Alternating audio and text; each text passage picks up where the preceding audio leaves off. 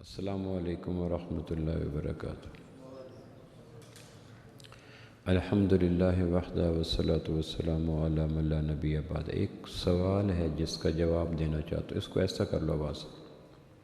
ایک سوال، بڑا اہم سوال ہے، بڑا بنیادی سوال ہے۔ اس سوال کے جواب پر ہمارے دونوں جہان کھڑے ہیں۔ سوال کیا ہے؟ سوال یہ ہے کہ حضور پر نور صلی اللہ علیہ وسلم دنیا میں تشریف کیوں لائے؟ آمنہ کے لال صلی اللہ علیہ وسلم کے بعثت کا سبب کیا تھا؟ کائنات میں آپ کی تشریف آوری کی وجہ کیا تھی؟ اللہ کریم نے آپ کو مبعوث کیوں کیا صلی اللہ تعالی علیہ وسلم؟ یہ سوال ہے، اگر اس کا جواب مل جائے تو کئی خیروں کے دروازے کھل جاتے ہیں۔ قرآن مجید میں دو جگہ پہ سورہ صف اور سورہ بقرہ غالباً اس کے اندر اس آیت کا جواب ہے، دو جگہ پہ، اور دونوں جگہ اس سوال کا جواب ہے، اور سوال کے جواب میں زیر زبر شد مد حرف لفظ فرق ہی نہیں ہے۔ دونوں جگہ پہ ایک آیت آئی ہے جس میں یہ بتایا گیا ہے کہ ہم نے اپنے محبوب صلی اللہ علیہ وسلم کو بنی نوع انسان کی طرف کیوں بھیجا، بعثت کی وجہ کیا تھی، اور بڑا خوبصورت جواب ہے۔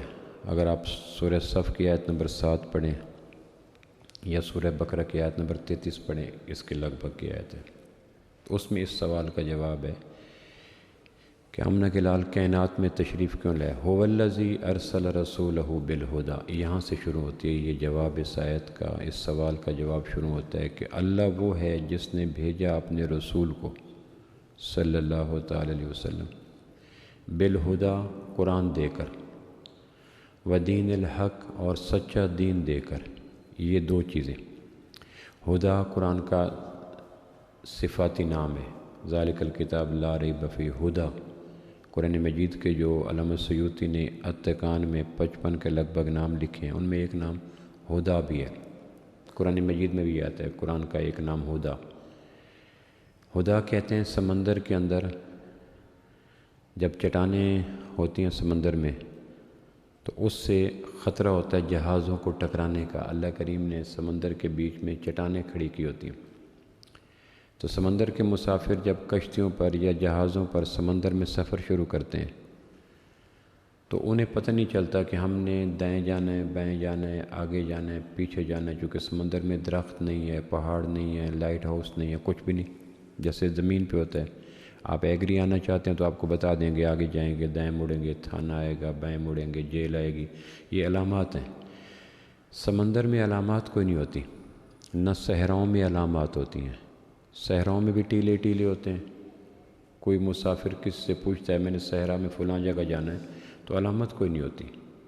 نہ پانیوں میں کوئی علامت ہوتی ہے کہ کوئی مسافر کشتی لے کر سمندر میں داخل ہوا، اب وہ جزیرے پہ جانا چاہتا ہے تو اس کو کیا بتایا جائے کہ فلاں جگہ جزیرہ ہے، تو آگے نشانی کیا ہو؟ تو نہ درخت ہے، نہ پہاڑ ہے، نہ راستہ ہے، نہ وادی ہے، تو کیسے سمندر کے مسافر منزلوں تک پہنچیں؟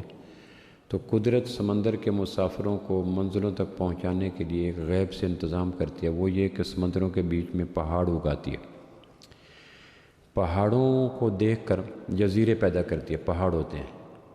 جب یہ سمندر میں پہاڑ ہوتے ہیں تو یہ سمندر کے مسافر ان پہاڑوں کو سامنے رکھ کر چلتے ہیں، جب پہاڑ آتا ہے تو پھر وہ پہاڑ سے دائیں مڑ جاتے ہیں، بائیں مڑ جاتے ہیں، تو منزلوں تک پہنچنے کے لیے جو گائیڈ لائن ہوتی ہے، جو راستہ ہوتا ہے منزلوں تک، وہ پہاڑ ہوتے ہیں۔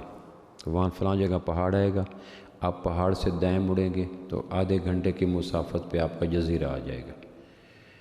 وہ پہاڑ ہر وقت روشن رہتے ہیں، پتھروں کا پانی پڑتا ہے، چمکتے ہیں، ریفلیکشن ہوتی ہے، تو اس کو لائٹ ہاؤس کہتے ہیں آج کی زبان میں، لائٹ ہاؤس۔ تو وہ اس سمندر کے بیچ میں ابھرے ہوئے روشن پہاڑ کو عربی میں ہدی کہتے ہیں، ہدی۔ ذالک الکتاب لا ریب فیہ ہدی۔ زمانے کے سمندر میں میں اور آپ پہاڑ ہیں، میں اور آپ کشتی ہیں۔ زمانے کے سمندر میں میں اور آپ کشتی ہیں۔ ان کشتیوں کو آسانی کے ساتھ جنت کے جزیروں تک پہنچانے والے پہاڑ کا نام قرآن ہے، ہدی۔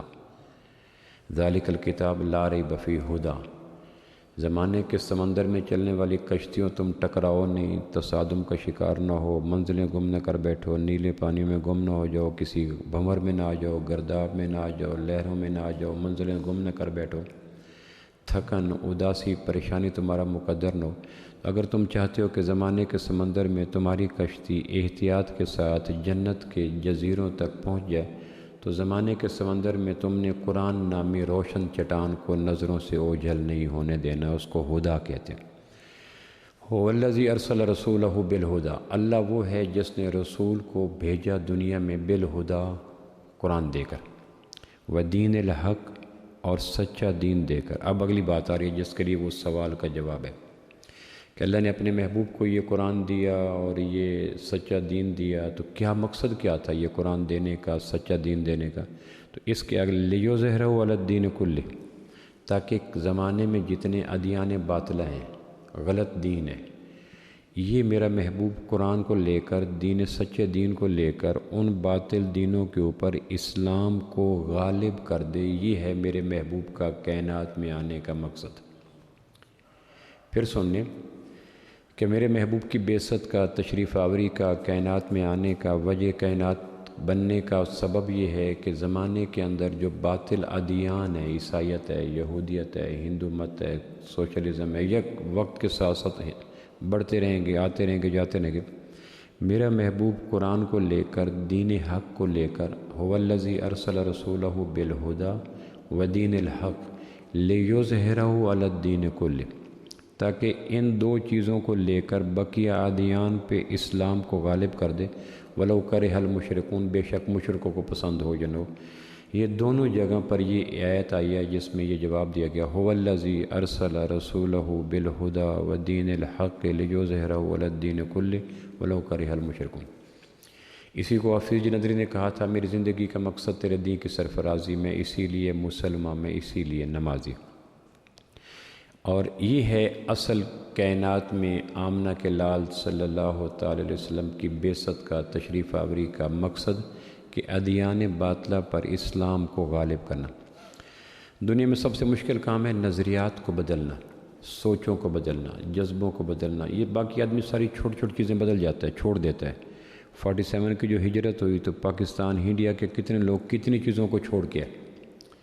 1947 میں جب ہجرتوں کا سفر شروع ہوا اور 14 اگست 1947 کو پاکستان بنا تو واگا بارڈر، سیالکوٹ کے بارڈر سے جو قافلے اترے لاکھوں کی تعداد میں، وہ کتنی چیزوں کو چھوڑ کے آئے۔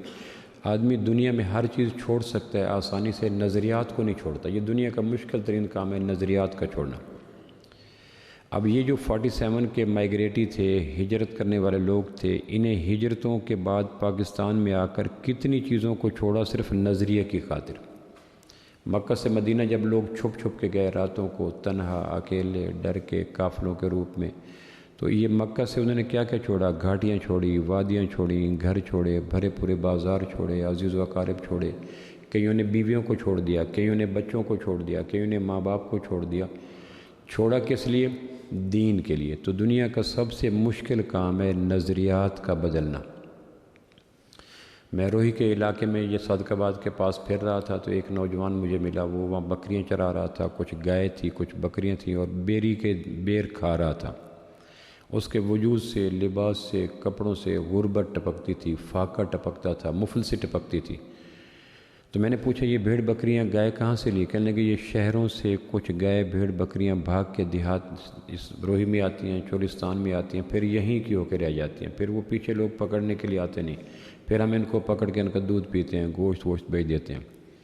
سامنے تھے عربوں کے بنے ہوئے شہزادوں کے محلات اور ایئرپورٹ اور ان کی ریلوے ٹریک، وہ جو روہی کے علاقے میں بنے ہوئے۔ تو میں نے ایسے اس سے پوچھا کہ اگر آپ کو کوئی ہندو یہ کہے، میرے ساتھ ایک مقامی میزبان بھی تھا، اب یہ آدمی غربتوں کا مارا ہوا ہے، افلاس کا مارا ہوا ہے، فقر و فاقہ کا مارا ہوا ہے، پیا اور کوئی نہیں، کچھ کھانے پینے کی چیزیں کوئی نہیں، روہی کے بیری کے درختوں کے چند بیر اس کے پاس تھے، یا 2-4 بکریاں اور 1-2 گائے تھیں۔ غربت ساری اس کے پاس موجود تھی۔ تو میں نے اس کو چھیڑنے کے لیے کہا کہ اگر کوئی ہندو آپ کو یہ کہے کہ یہ جو عربوں کے محلات ہیں جس میں جہاز کھڑے ہیں، سینکڑوں گاڑیاں کھڑی ہیں، کچن ہیں، خانسامے ہیں، خادم ہیں، غلام ہیں، یہ سارے میں آپ کو خرید کے دیتا ہوں، تم ہندو ہو جاؤ تو ہو جاؤ گے؟ تو بغیر توقف کے، بغیر وقفے کے، ایک سیکنڈ کا وقت ضائع کے بغیر اس نے بڑی گردن جھٹک کے کہا یہ نہیں ہو سکتا۔ تو نظریات بدلنا مشکل ہوتا ہے۔ نظریات خون کے ایک ایک قطرے میں ہوتے ہیں، جذبوں میں ہوتے ہیں، سوچوں میں ہوتے ہیں، تصورات میں ہوتے ہیں، دماغ کی دیواروں میں ہوتے ہیں، دل کی شریانوں میں ہوتے ہیں۔ اچھا، ایک تو دین کو بدلنا، مسلک کو بدلنا مشکل ہوتا ہے۔ کسی دیوبندی کو کہو رفع یدین کرو، کسی اہل حدیث کو کہو نہ کرو، کسی بریلوی کو کہو نماز کے بعد ذکر ایسا کرو۔ اب یہ مسلک اور جو مذہب ہیں ان میں اولا غیر اولا، راج مرجو کا فرق ہوتا ہے، کوئی حق و باطل کا فرق نہیں ہوتا۔ یعنی جتنے بھی مسالک ہیں، جن چیزوں کی تعلیم رکھتے ہیں، وہ کہتے ہیں میرے نزدیک یہ اعلیٰ ہے، اتنا فرق ہوتا ہے۔ دین میں تو مبادیات کا فرق ہوتا ہے نا، کہ ایک حق ہے، باطل ہے۔ آپ دیکھ لیں کہ لوگ بیویوں کو طلاق دے دیتے ہیں، بچوں کو آنکھ دے دیتے ہیں، گھروں کو بدل دیتے ہیں۔ دیہاتوں میں اپنے ماں باپ کی زمین کو بدلنا، بیچنا بڑا مشکل ہوتا ہے۔ دیہاتوں کی فضا میں ماں باپ کی زمین کے ساتھ، ماں باپ کے رقموں کے ساتھ لوگ نہیں بیچتے، لیکن وہ بھی بیچ جاتے ہیں۔ ہمارے جھنگ کا ایک شعر ہے الطاف، اس کا ایک بڑا خوبصورت بند ہے، یعنی وہ یہ ظاہر کرنے کے لیے کہ کتنا مشکل کام ہے ماں باپ کی میراث زمین کو بیچنا۔ دیہاتوں میں بڑا تانا ہوتا ہے، الزام ہوتا ہے، بوجھ ہوتا ہے، ماں باپ کو تانا ملتا ہے کہ تمہارے بچے تمہاری زمین بیچ گئے۔ شہروں میں پلاٹ لیتے ہیں، دیہاتوں میں نہیں بیچتے، تو لوگ وہ بھی بیچ جاتے ہیں۔ جھنگ کا شعر ہے، وہ کہتے ہیں الطاف دھرتی ماں ورگی، کہ ماں بھی بیچ کے کھا گیا ہے یا نہیں؟ دیہاتوں کے جو آپ اسے دیہات جانتے ہیں وہ جانتے ہیں کہ عزتوں سے زیادہ کسی کو بیٹی کو رشتہ میں زمین کیوں نہیں دی، بیٹی جو رخصت کر دی زمین کیوں نہیں دی، کہنے کہ زمین غیروں کو دے دیتے۔ جس لڑکے کے ساتھ لڑکی کو بیاہ دیا، لڑکی دے دینا اس کے لیے آسان ہے، اس لڑکے کو زمین دینا مشکل ہے کہ غیر کو زمین دے دیتے۔ یہ ایک دیہاتوں میں کنسیپٹ ہوتا ہے، یعنی یہاں تک الطاف دھرتی ماں ورگی، کہ ماں بھی بیچ کے کھا گئے۔ جس تھاں تے ست آئی بابے دی، او تھاں بھی بیچ کے کھا گئے۔ ایک رخ آئی زینت ویڑے دی، او دی چھاں بھی بیچ کے کھا گئے۔ رجے مڑ بھی نہیں پیو دادے دا، بھاویں نام بھی بیچ کے کھا گئے۔ مقصد یہ تھا کہ آدمی ہر چیز کو چھوڑ سکتا ہے، نظریات نہیں چھوڑ سکتا، مشکل کام ہوتا ہے۔ مذہب نہیں چھوڑتا، مسلک نہیں چھوڑتا، فروعی اختلافات نہیں چھوڑتا۔ رفع یدین کرنا کون سا مسئلہ ہے؟ آمین اونچی آستہ کہنا کون سا مسئلہ ہے؟ نماز کے بعد ذکر کرنا یا انگوٹھے چھومنا کون سا مسئلہ ہے؟ ان سے کہیں یہ حق و باطل کے مسئلے ہیں، ایمان و کفر کے مسئلے ہیں کہ نہیں؟ تو کہ پھر اس کو چھوڑ کے دکھاؤ۔ تو آدمی بیوی، بچے، جائیداد، گھر، گاڑی، جانور، رشتے، دوست، احباب، تعلق دار، یاروں سالوں کی یاری چھوڑ دیتا ہے، مسلک نہیں چھوڑتا۔ اللہ اپنے محبوب سے کہہ رہا ہے کہ میرے محبوب آپ ان کا دین بدلو۔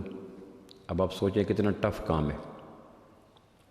یہ جتنے بھی دنیا کے لوگ ادیان باطل پہ ہیں، کوئی یہودیت پہ ہے، کوئی عیسائیت پہ ہے، کوئی ہندو مت پہ ہے، آپ ان کا دین بدلو۔ میں نے کہا ہمارے ہاں مذہب نہیں بدلتے، ان کو کہو دین بدلو۔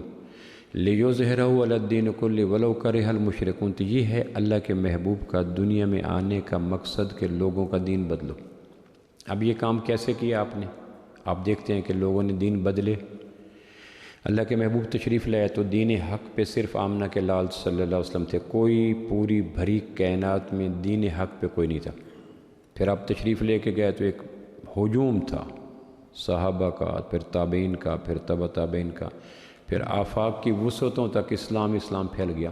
تو وہ انسان جو مسلک اور مذہب کے اولا غیر اولا کو بدلنے کو تیار نہیں ہوتا، وہ لوگ دین بدل گئے، اور کمیٹڈ لوگ تھے، ہر دھرم لوگ تھے، پکے لوگ تھے، قبائلی لوگ تھے، مر جانے والے لوگ تھے، بات پہ پہرا دینے والے لوگ تھے۔ ابو طالب کے پاس عتبہ، عتیبہ، شیبہ، نضر بن حارث، ولید بن مغیرہ آئے، کہنے لگے آپ پہ موت کا وقت ہے، مسلم کی روایت ہے، تو آپ اپنے بھتیجے کے ساتھ ہمارا کچھ گیو اینڈ ٹیک کر کے جاؤ، کچھ صورت بنا دو تعلقات کی۔ تو آپ نے ابو طالب کو کہا کہ ابو طالب میں آپ کو دین اسلام کی دعوت دیتا ہوں، چچا تھے، انی ادعوک الی اللہ، میں تمہیں اللہ کی طرف بلاتا ہوں۔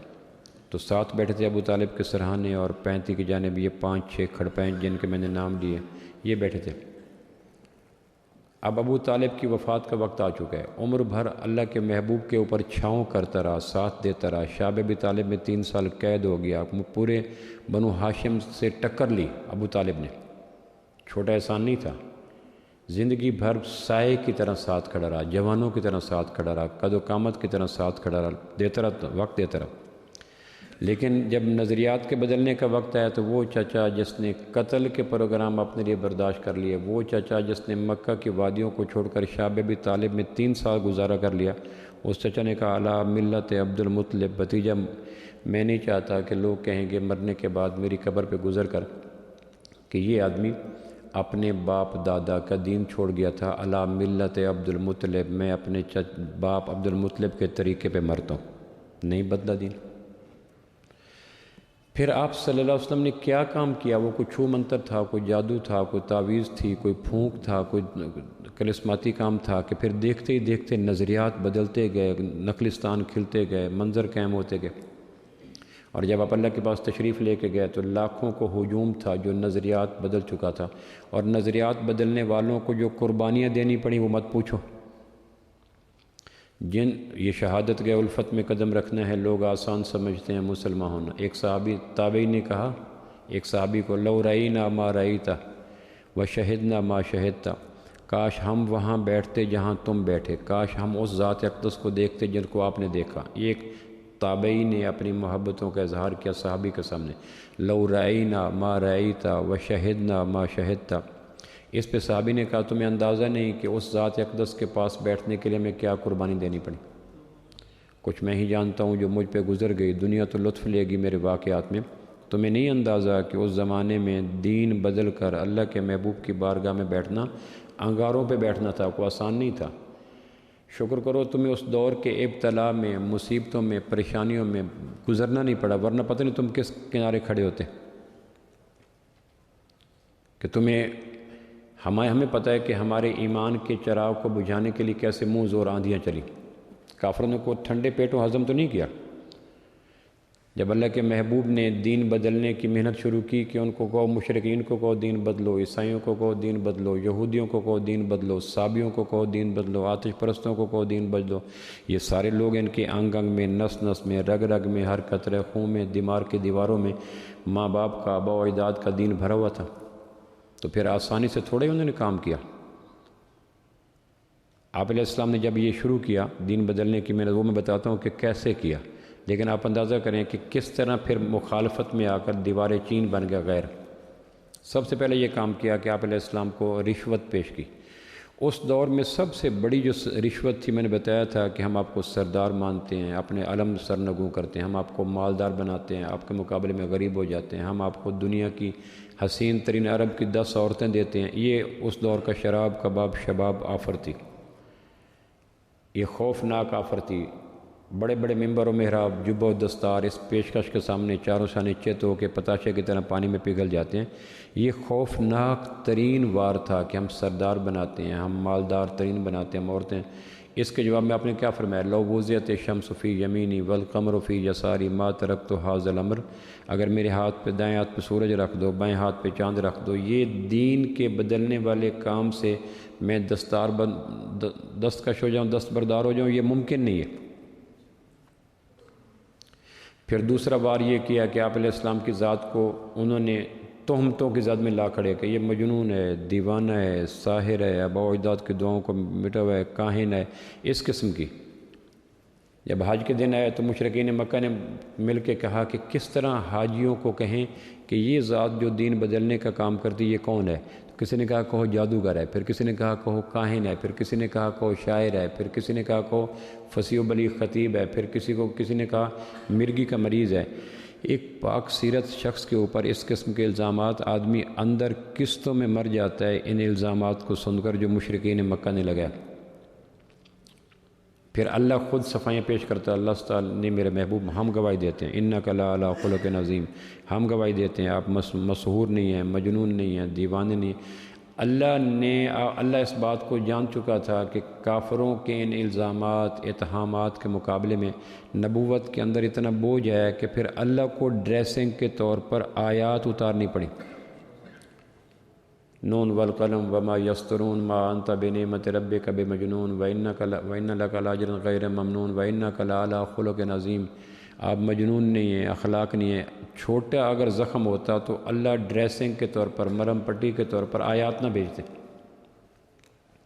ہمارے یہاں کوئی چھوٹا موٹا مرض ہوتا ہے تو ہم کب اسپیشلسٹ کے پاس جاتے ہیں؟ محلے کے حکیم، کسی ڈسپنسر کے پاس چلے جاتے ہیں، سمپل MBBS کے پاس چلے جاتے ہیں۔ زخم جب گہرا ہو، اس کی درجہ چہاروں پہ پہنچ چکا ہو، تو پھر جا کے بڑے بڑے ڈاکٹروں کے ٹیمیں بیٹھتی ہیں۔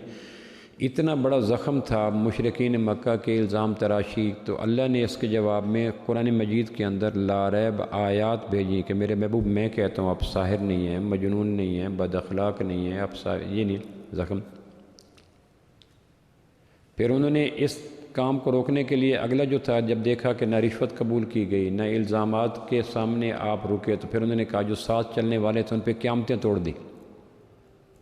صحابہ کے اوپر دین کے بدلنے پر جو قیامتیں ٹوٹی، اگر ایک صحابی کی قیامت اس دور کے 2.5 ارب مسلمانوں کے اوپر رکھ دی جائے تو 2.5 ارب کے مسلمان شاید ایمان پہ قائم رہ سکیں، اتنی خوفناک قیامتیں تھیں۔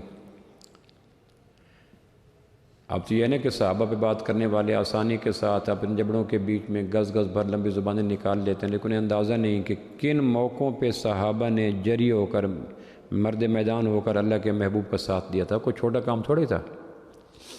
بات پہ جب زبان کرتی تھی، سخنور ہم نے شاعری کی تھی۔ اس زمانے میں جب کہ اللہ کے محبوب کے سائے کے اوپر کوئی نہیں چلتا تھا، صحابہ نے میدان جنگ میں تلواروں کی چھاؤں میں، تیروں کی چھاؤں میں، سنگینوں کی چھاؤں میں، موت کے سائے میں اللہ کے محبوب کا دامن پکڑا اور تا مرگ اس دامن کو چھوڑا نہیں ہے۔ یہ آسان کام تھا۔ اب ایک کمرے میں بیٹھ کر ویڈیو آن کر کے 10-12 ہواری بٹھا کر صحابہ پہ بات کرنا یہ بڑا آسان ہے، اس لیے کہ انہیں اندازہ نہیں کہ صحابہ نے بدر میں، احد میں، حنین میں، گھاٹیوں میں، تبوک میں، بھوک میں، تھکن میں، پیاس میں، انگاروں میں، پریشانیوں میں کن کن قیامتوں کو عبور کیا۔ اب AC چلا کے، ہیٹر چلا کے، پانی ٹھنڈا گرم کر کے 4 بندوں کے سامنے ویڈیو کلپ جاری کر دینا، یہ تو اپنے حرامی ہونے کا ثبوت دینے اور کیا ہے؟ صحابہ پہ تھوڑی بات آ سکتی ہے۔ صحابہ قرآن کے ممدوح ہیں، صحابہ اللہ کے مذکور ہیں، صحابہ تورات میں صحابہ کا ذکر، انجیل میں صحابہ کا ذکر، زبور میں صحابہ کا ذکر، قرآن میں صحابہ کا ذکر۔ مثلہم فی التورات و مثلہم فی الانجیل، صحابہ کا ذکر تورات میں بھی ہے۔ موسیٰ کی قوم کو صحابہ کے فضائل سنائے جا رہے ہیں، عیسیٰ علیہ السلام کی قوم کو صحابہ کے فضائل سنائے جا رہے ہیں، داؤد علیہ السلام کی قوم کو صحابہ کے فضائل سمجھائے جا رہے ہیں، اور ہم امت مسلمہ کو صحابہ کی کمیاں بتا رہے ہیں۔ اللہ کی سنت دیکھیں کہ داؤد علیہ السلام کے ماننے والوں کو زبور میں صحابہ کے فضائل سنا کر کہا گیا صحابہ وہ ہیں۔ عیسائیوں کو اللہ نے کہا عیسیٰ علیہ السلام کی انجیل میں صحابہ کے فضائل سنا کے کہا صحابہ وہ ہیں۔ موسیٰ علیہ السلام کی تورات میں صحابہ کی باتیں کر کے کہا صحابہ وہ ہیں۔ اور ہم تاریخ کے تناظر میں کہتے ہیں صحابہ بھاگ گئے تھے، صحابہ یہ تھے، صحابہ وہ تھے، تو ان سے اچھے تو وہ عیسائی ہوئے جو صحابہ کے فضائل سنتے تھے۔ ان مسلمانوں سے تو وہ عیسائی 1000 درجہ بہتر ہیں جنہوں نے صحابہ کو دیکھنے کی خواہش کا اظہار کیا تھا۔ لو رأینا ما رأیتا و شہدنا ما شہدتا، کچھ میں ہی جانتا ہوں جو مجھ پہ گزر گئی، دنیا تو لطف لے گی میرے واقعات میں۔ کون سے انسانی جسمانی تشدد کا طریقہ ایسا نہیں ہے جو صحابہ کو دین کے بدلنے کے لیے مشرکین مکہ نے روا نہیں رکھا۔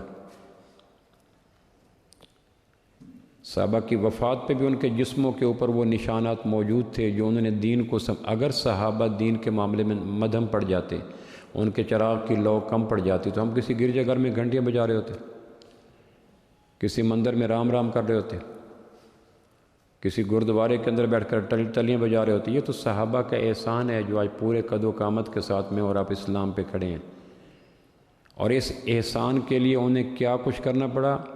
دانتوں کو پسینہ آتا ہے، انگ انگ کام جاتے ہیں، آدمی سوچتا ہے یہ انسان تھے یا پتھر تھے، کس طرح یہ ساری چیزیں برداشت کر گئے۔ آپ سارے سنتے رہتے ہیں عمار بن یاسر رضی اللہ عنہ، پورے کے پورے خاندان کو مصائب کی چکیوں میں پیس ڈالا گیا، حتیٰ کہ اللہ کے محبوب پاس سے گزرے تو عمار رضی اللہ عنہ کو تشدد کا نشانہ بنا رہے ہیں، یاسر کو بنا رہے ہیں، ان کی والدہ سمیہ اسلام کی پہلی شہید، ایک اونٹ ادھر باندھا، ایک اونٹ ادھر باندھا، اس کو ادھر چلا دیا زندہ، یہ 2 انگلیاں اس کو ایک حد سے زیادہ کھول کے دیکھیں تو قیامت کی گزرتی ہے، آپ اندازہ کریں۔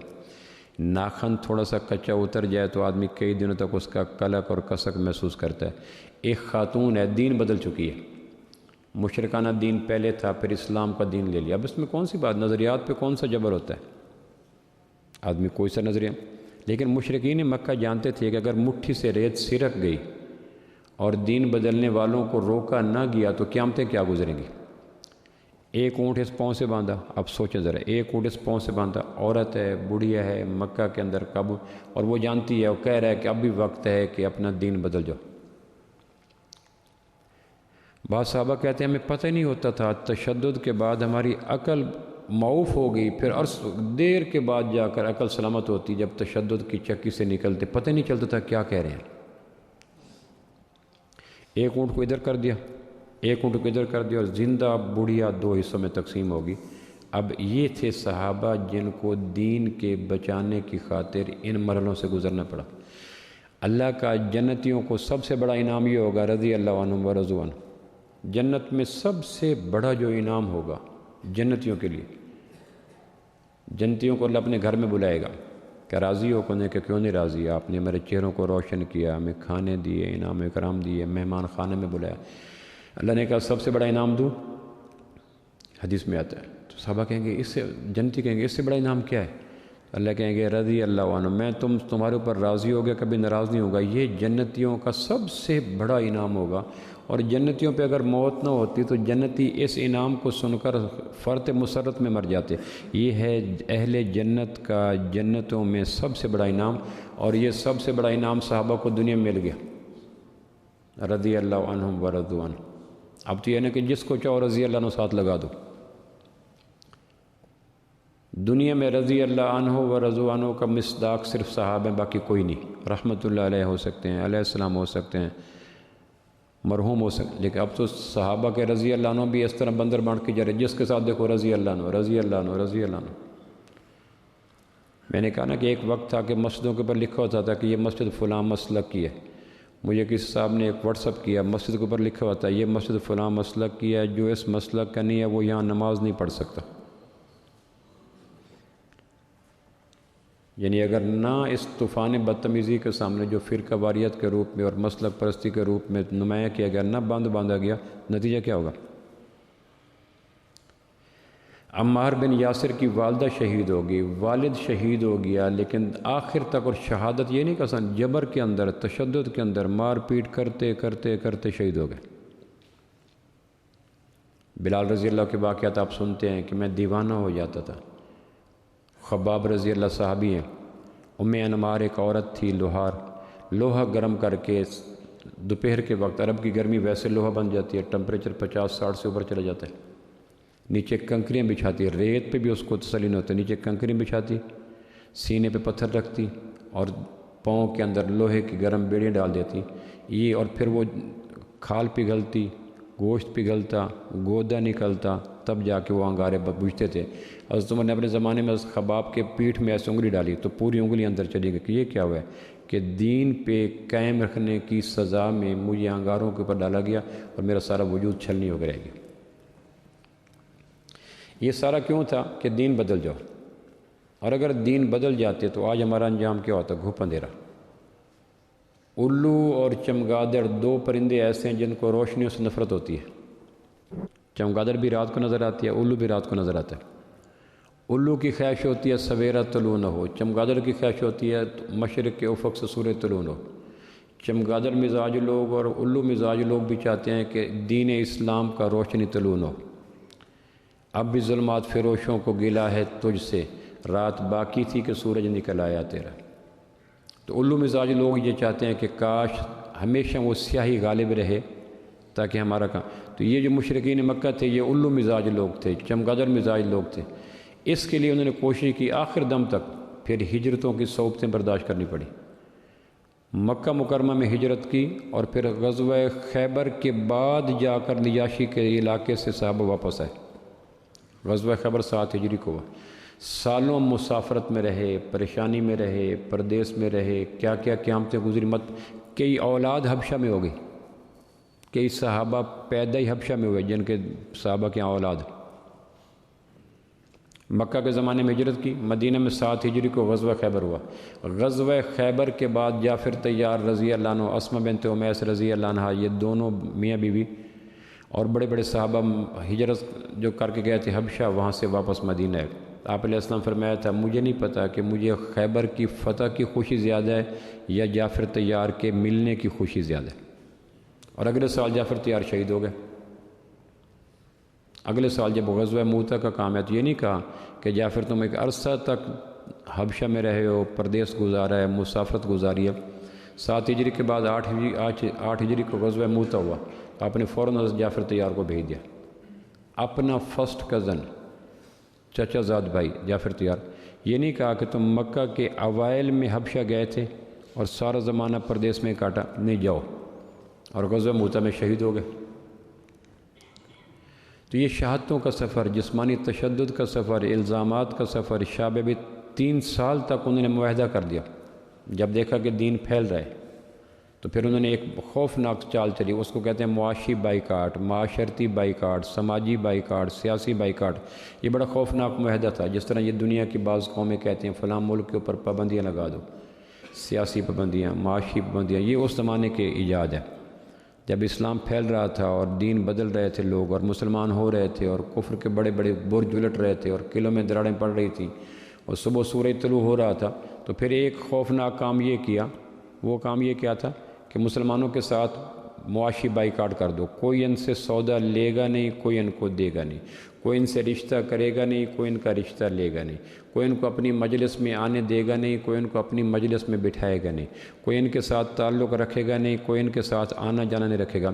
لا یجالسوہم ولا یبایعہم ولا ینکحہم ولا ینکحوا الیہم، یہ ایک معاہدہ لکھا گیا، اور معاہدے پہ سائن کر کے بیت اللہ کے اوپر معاہدہ لٹکایا گیا، اور کہا گیا کہ پورے مکہ کے لوگ شامل ہو جائیں کہ ہم نے مسلمانوں کے ساتھ کبھی بھی تعلق نہیں رکھنا۔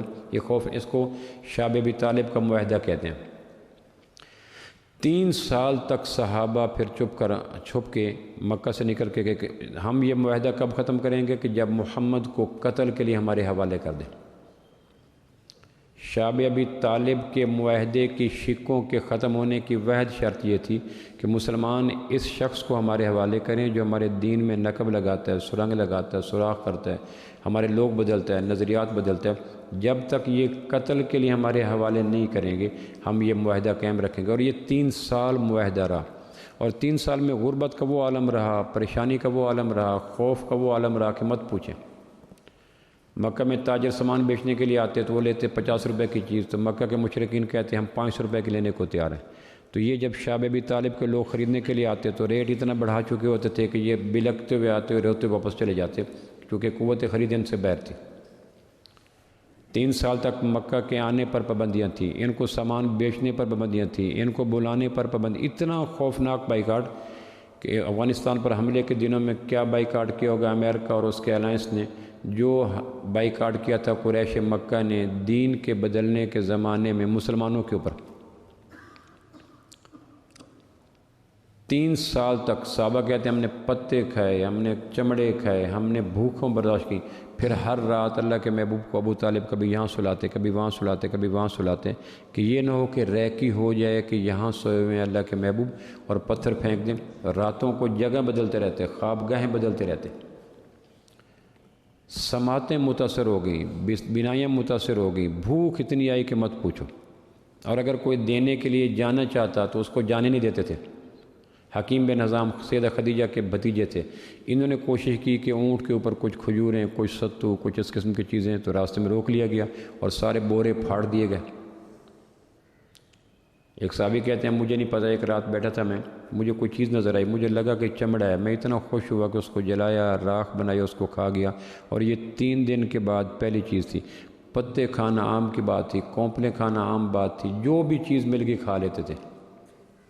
مکہ سے معاشی بائیکاٹ ہو چکا ہے، راشن نہیں آ رہا، دوائیاں نہیں آ رہی، لوگ نہیں آ رہے، رابطہ نہیں ہو رہا، اور یہ زمانہ 1 دن 2 دن نہیں، اور اس کی وجہ دین بدلو، ساتھ چھوڑو، دین بدلنے کی جو محنت کر رہا ہے اس کو قتل کے لیے حوالے کرو۔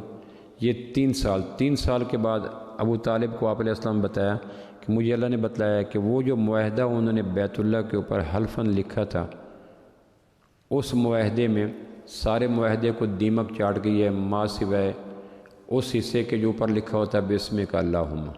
تو پھر یہ 3 4 5 آدمی مل کے اکٹھے ہوئے اور انہوں نے جا کے بات کی کہ اس طرح نہ کرو، ہم کیسے ممکن ہے کہ یہ کریں؟ تو پھر اس کے بعد جب یہ پیشکش کی گئی، ابو طالب نے کہا کہ اگر ایسا نہیں ہے، ہم تو غار میں ہیں، پہاڑ کی وادی میں ہیں، شاب ابی طالب میں ہیں، ہم تو بہرا نہیں سکتے، مکہ کی گلیاں ہمارے اوپر بین ہیں، مکہ کی دکانیں بین ہیں، مکہ کی مجلسیں بین ہیں، حرم کا طواف بین ہے، تم جانتے ہو کہ ہمارے اوپر سخت پابندیوں کی آڑ میں ہیں، معاشی پابندیاں، سیاسی پابندیاں، سماجی پابندیاں، سوشل پابندیاں، ہم تو نہیں آ سکے۔ بیت اللہ میں محفوظ مقام پر تم نے وہ چارٹ اور معاہدہ ہینگ کیا ہوا لٹکایا ہوا ہے، اگر اس معاہدے کے سارے حصے کو دیمک چاٹ گئی ہے، صرف ایک لائن بچی ہے جس لائن کا نام تھا بسمک اللہم، اگر یہ بات ٹھیک ہے تو پھر مہربانی کرو ہمیں مکہ میں آنے دو۔ انہوں نے کہا ٹھیک ہے۔ پھر وہ معاہدہ کھولا گیا تو عملاً جو جبریل علیہ السلام نے وحی کی تھی وہ سارا معاہدہ دیمک چاٹ چکی تھی اور وہ بچا ہوا تھا۔ اس پہ بھی کم نصیب کہنے لگے کتنا بڑا جادوگر ہے کہ شاب ابی طالب میں بیٹھ کر بھی مکہ کے دستاویز کے اوپر نظر رکھتا ہے۔ 3 سال 10 نبوی کو صحت، حضرت خدیجہ رضی اللہ کے انتقال کی وجہ یہی تھی۔ 3 سال خدیجہ رضی اللہ متمول ترین، مالدار ترین، ایکسپورٹ امپورٹ کی بزنس مین تھی، وہاں جو فاقے آئے، غربت آئی، بھوک آئی، برداشت نہیں کر سکتی۔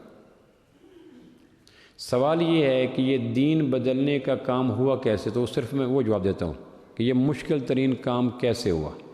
میں نے کہا نا، گھر بدلنا، گاڑیاں بدلنا، بچوں کو آنکھ دینا، بیویوں کو طلاق کرنا، وطن کی فضائیں چھوڑنا، بزنس بدلنا، یہ سارا آسان ہے۔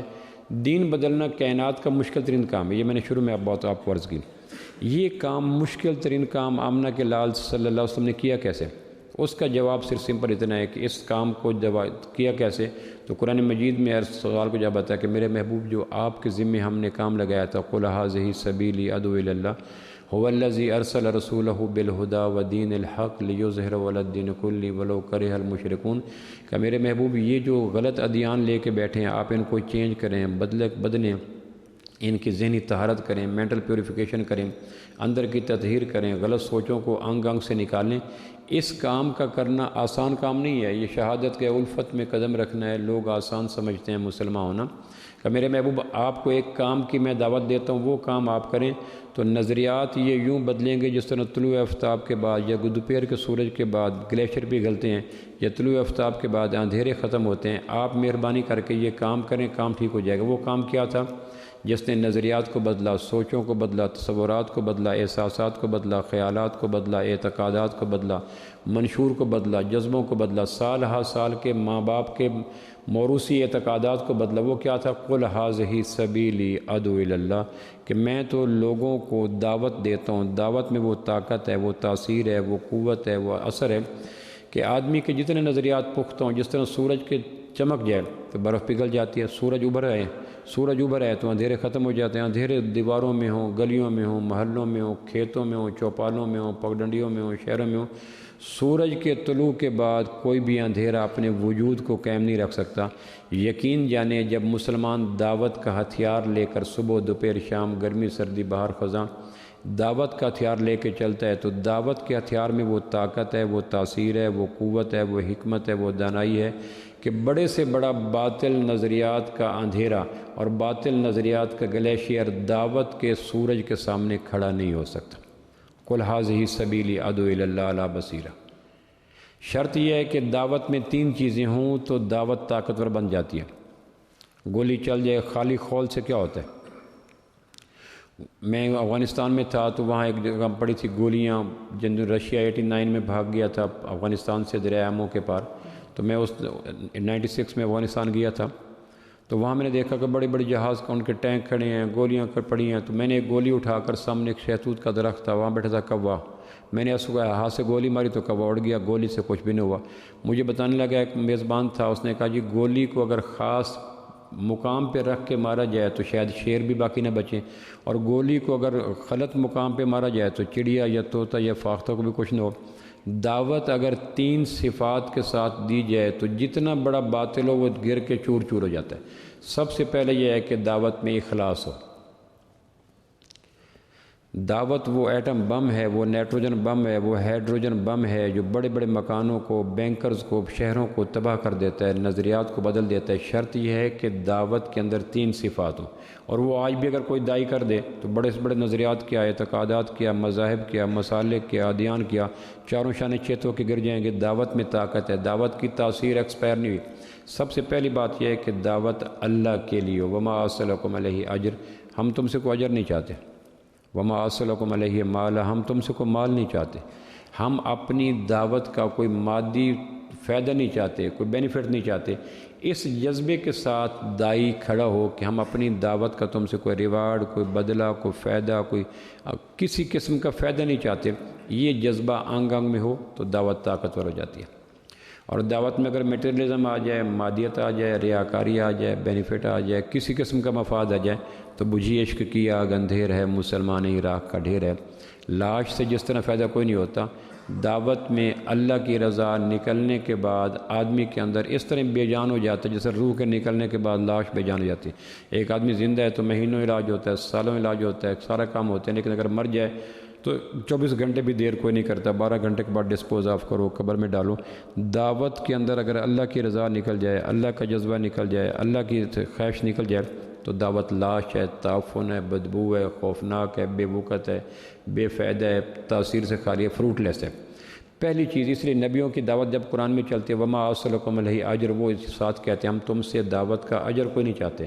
وما اسألکم علیہ مالا، ہم دعوت کے عوض مال کوئی نہیں چاہتے۔ تو جس طرح تاجر تجارت میں بارگیننگ کرتا ہے، اس طرح وائز اگر اپنی دعوت میں بارگیننگ کرے تو دعوت فائدہ بے فائدہ۔ صدیق اکبر رضی اللہ کا ارشاد ہے سب سے بدترین انسان وہ ہے جو دین کے عوض دنیا چاہے۔ دوسری چیز جو دعوت کے اندر ہے وہ یہ ہے کہ دعوت میں حکمت و لٹھ مار طریقہ نہ ہو۔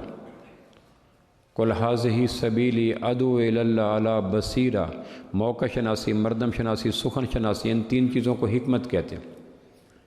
یہ نہیں کہ پہلے اپنے مخالف فریق کو دعوت مبارزت دو، مقابلے میں لاؤ، حریف بناؤ، موقع پہ کھڑا کرو، اس کے اندر کوئی جذبات کو اپنے مقابلے میں کھڑا کر کے پھر دعوت دو۔ داعی اپنے فریق مخالف کو اپنے مخالفت میں کھڑا نہیں کرتا، محبت سے قائل کر لیتا ہے۔ حکمت یہ کہتے ہیں۔ نجاشی کی طرف سفیر بھیجنے کا وقت آیا تو آپ نے کہا عمر بن امیہ الزمری رضی اللہ عنہ کو بھیجو۔ اب اس غور سنیے گا، جب نجاشی کی طرف، جب آپ نے دنیا کے مختلف بادشاہوں کی طرف سفیر بھیجے تو نجاشی کا سفیر جب جا رہا تھا آپ نے کہا عمر بن امیہ الزمری رضی اللہ عنہ صحابین کو بھیجو۔ بعد میں سیرت نگاروں نے تحقیق کی کہ عمر بن امیہ الزمری رضی اللہ عنہ میں وہ کون سی بات تھی جس کی بنا پہ آپ نے 20 صحابہ، سینکڑوں صحابہ کی موجودگی میں ان کا انتخاب کیا۔ تو نجاشی کا باپ، اس پہ پھر سیرت نگاروں نے ڈاکٹر حمید اللہ نے اپنے خطبات میں لکھا کہ نجاشی جب فوت ہوا، نجاشی کا باپ جب فوت ہوا تو اس کے چچا نے اقتدار پہ قبضہ کر لیا اور نجاشی کو بھگا دیا۔ نجاشی کو قتل کرنے کا پروگرام بنایا تو نجاشی چھپنے کے لیے بنو زمرہ نامی قبیلے میں چلا گیا، یہ عرب کے پاس تھا۔ بنو زمرہ میں اس کے بچپن گزرا تو جس سردار نے نجاشی کو پناہ دی، بادشاہت کے بھاگنے کے دنوں میں قتل سے بچایا، عمر بن امیہ الزمری اسی بادشاہ کا بیٹا تھا، سردار کا بیٹا تھا۔ بچپن میں 10 سال 15 سال نجاشی اور عمر بن امیہ الزمری کے اکٹھے اس سروں میں، تو آپ نے کہا تھا عمر بن امیہ الزمری رضی اللہ عنہ کو بھیجیں گے تو نجاشی کو 10 سال یاد آئیں گے، بچپنا یاد آئے گا، شکار اندیشی یاد آئے گی، تو جان جائے گا کہ یہ تعلق والا ہے۔ تو اس کو کہتے ہیں ادعو الی سبیل ربک بالحکمہ، لٹھ مار نہ ہو، ڈنڈے مار نہ ہو، تانے نہ ہو، تشنیع نہ ہو، ذلیل نہ ہو، رسوا کرنا جذبہ نہ ہو، بلکہ اور تیسرا یہ ہے کہ دعوت دین کی دی جائے، مسلک یا مذہب کی نہ دی جائے۔ جب دعوت مذہب کی دی جاتی ہے، مذہب چلنے کے لیے ہوتا ہے، دعوت کے لیے نہیں ہوتا۔ چلنے کے لیے مذہب اور دین میں کیا فرق ہے؟ آخری بات سنیں کہ جو تعلیمات قرآن و حدیث کے ذریعے ملی اس کو دین کہتے ہیں، اور جن تعلیمات پہ اہل علم نے، دینداروں نے غور کر کے راستہ نکالا اس کو مذہب کہتے ہیں۔ مذہب حنفی کہتے ہیں، مذہب مالکی کہتے ہیں، مذہب شافعی کہتے ہیں، مذہب حنبلی کہتے ہیں۔ کوئی یہ نہیں کہتا دین ابی حنیفہ، دین مالکی۔ دین وہ ہے جو قرآن و سنت سے متفق علیہ تعلیمات کے روشنی میں امت کو ملا۔ اقیموا الصلاۃ، نماز پڑھو، آتوا الزکوٰۃ، زکوٰۃ دو۔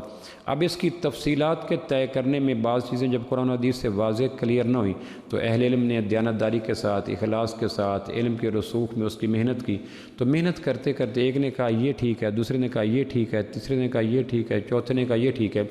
تو یہ جو دین مذہب بنا، مذہب اہل علم کی اجتہادی آراء کے روپ میں بنا۔ دین کی دعوت دو، کبھی بھی مذہب کی دعوت نہ دو تو دعوت مؤثر ہوگی۔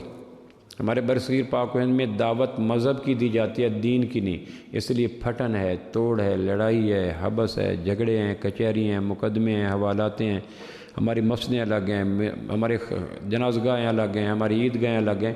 اس کی بنیادی وجہ یہ ہے کہ برصغیر پاک و ہند میں ہر خطیب، ہر واعظ، ہر مدبر دعوت مذہب کی دیتا ہے۔ مذہب چلنے کے لیے ہوتا ہے، دعوت کے لیے نہیں ہوتا۔ دعوت جب بھی دی جائے گی، دعوت دین کی دی جائے گی، مذہب کی نہیں جائے گی۔ تو آخری بات پھر عرض کر دوں کہ اگر دعوت کے اندر تین چیزیں ہوں، اخلاص ہو، حکمت ہو اور دین کی دعوت ہو، تو جتنے بڑے سے بڑا مضبوط بینکر ہو، پرانا صدیوں کا مارا ہوا مریض ہو، اس دعوت کے مقابلے میں ٹھہر نہیں سکتا۔ اور اگر دعوت میں اخلاص نکل جائے، دعوت میں حکمت نکل جائے، دعوت میں دین کی دعوت نکل جائے اور اس کی جگہ ریاکاری آ جائے، اس کی جگہ لٹھ مار طریقہ آ جائے، اس کی جگہ مسلک مذہب کی دعوت آ جائے، تو پھر باپ کی دعوت پر بیٹا بات نہیں لیتا، شوہر کی دعوت پر بیوی دین نہیں لیتی۔ وجہ کیا ہے کہ بجھی عشق کی آگ اندھیر ہے، مسلمان ہی راکھ کا ڈھیر ہے۔